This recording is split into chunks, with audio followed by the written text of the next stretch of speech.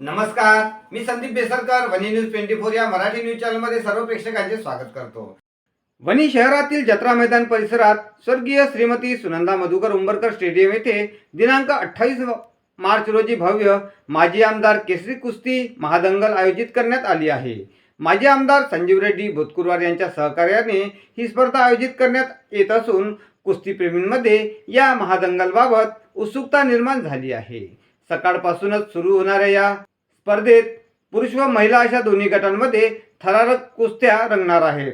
पुरुष गटातील विजेत्यास 1 लाख रुपये तर महिला गटातील विजेत्यास 21,000 रुपये असे प्रथम पारितोषिक ठेवण्यात आले आहे। तसेच अंतिम कुस्ती जिंकणाऱ्या पैलवानाला चांदीची गदा देण्यात येणार आहे।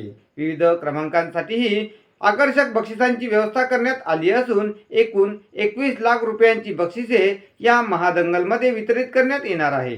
या स्पर्धेत दिल्ली, हरियाणा, पंजाब तसेच सांगली, सातारा, उत्तर प्रदेश, महाराष्ट्रातील विविध ठिकाणांहून नामांकित पैलवान सहभागी होऊन आपले कौशल्य दाखविणार आहे।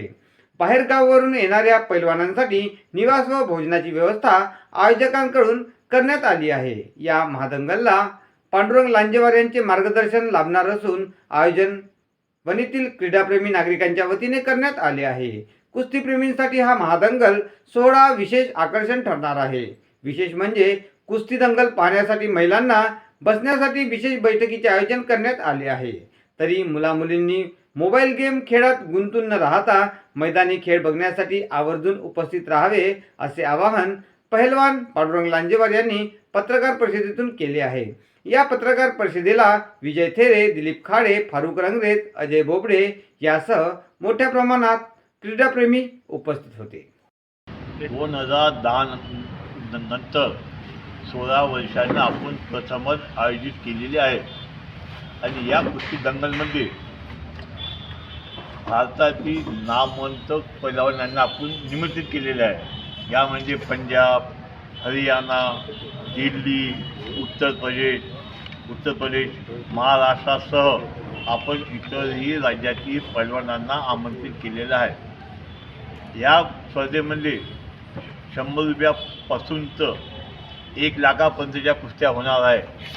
त्याकरिता या संधीचा लाभ वनी शहरासह परिसरातील नागरिकांनी घ्यावा असे वनीकर क्रीडाप्रेमी जनतेच्या वतीने मी नम्र निवेदन करीत आहे।